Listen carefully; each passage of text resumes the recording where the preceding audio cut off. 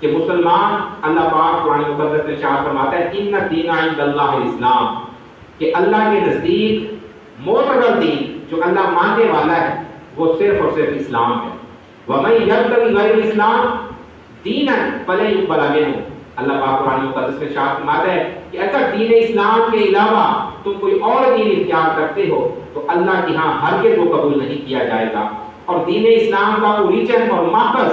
اور جو دستور ہے وہ نبی پاک صلی اللہ علیہ وسلم کی عملی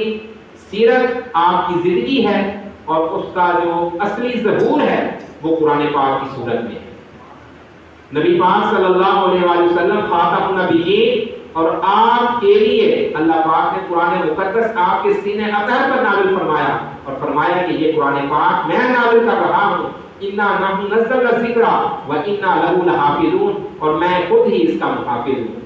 اب میں آپ کو یہ دعوت فکر دیتا ہوں، اللہ اس شے پہ قدرت نہیں رکھتا کہ جو اس کے نیک بندے کی، جو اس کے مقدس کتاب کی بے حرمتی کرے، توہین کرے، یا ان کو تہ و بالا کر دے، ان کو نشان عبرت بنا دے، ان پر آسمان سے پتھروں کی بارش برسے، ان کے لیے زمین پر زلزلہ آ جائے، کیا اس پر اللہ کی قدرت نہیں ہے؟ اللہ کی قدرت ہے، لیکن اللہ پاک جو لا الہ الا اللہ محمد رسول اللہ کہتے ہیں، مانتے ہیں، ان کا ایمان ہے، یقین ہے، ان کے ایمان کا امتحان ہے کہ آج میرے دین پر، میری کتاب پر لوگ اس کی بے حرمتی کریں، توہین کریں، اس کو باضابطہ سرکاری طور پر ایک حکومت کے تحت اس کو نظر آتش کریں، اس کو جلائیں۔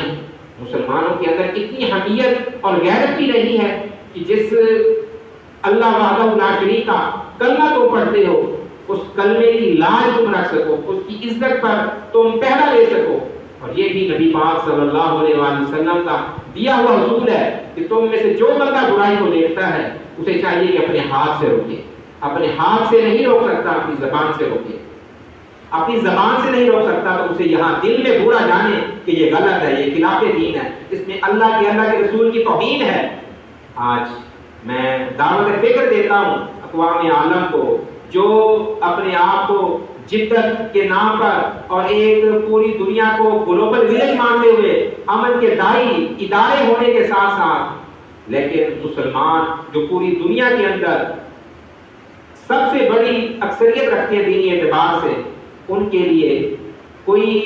امن والا پیغام، کوئی امن کا دستور نہیں ہے۔ اتنے لوگوں کی دل آزاری کی جا رہی ہے، اور اللہ پاک نے جو ضابطہ عطا فرمایا ہے اس میں میں اور آپ اپنی انفرادی سطح پر اپنے ارد گرد میں یہ شعور پیدا کریں، یہ جو ہوا ہے غلط ہوا ہے، ایسا نہیں ہونا چاہیے، یہ غلط کر رہے ہیں۔ اب جو اس بندے کی رسائی ہے، جو بندہ قانون بنوا سکتا ہے، جو کیس کر سکتا ہے، جو مقدمہ کر سکتا ہے، جو اس ملک کے مصنوعات کو رکوا سکتا ہے، روک سکتا ہے، جو اس ملک کے ساتھ تعلقات کو بند کر سکتا ہے، ان پہ مقدمہ کر سکتا ہے۔ اگر اس کی غیرت اور حمیت جو ہے وہ حرکت سے نہ آئے، وہ مسلمانوں کی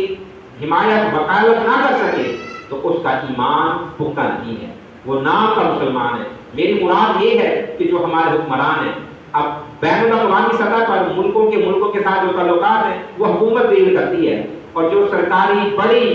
بین الاقوامی عدالتیں ہوتی ہیں وہاں پر مقدمے جو ہیں وہ بھی حکومت کرتی ہے۔ تو کیا پاکستانی حکومت ان کے اندر اتنی حمیت اور غیرت نہیں ہے کہ وہ جو بین الاقوامی عدالت ہے جہاں پر ایک دوسرے کے لیے امن، آشتی، بھائی چارے کی باتیں کی جاتی ہیں، وہاں پر یہ مقدمہ دائر نہیں کیا جا سکتا کہ مسلمانوں کی عزت کی، مسلمانوں کی آخری کتاب کی بے حرمتی جرم ہے؟ ایسا نہیں ہونا چاہیے۔ اگر ہمارے حکمران نہیں کرتے تو خدا یہ دیندار نہیں ہے، یہ کلمہ گو تو ہیں لیکن دیندار نہیں ہے۔ یہ زبان سے کہہ بھی دیا لا الہ تو کیا حاصل،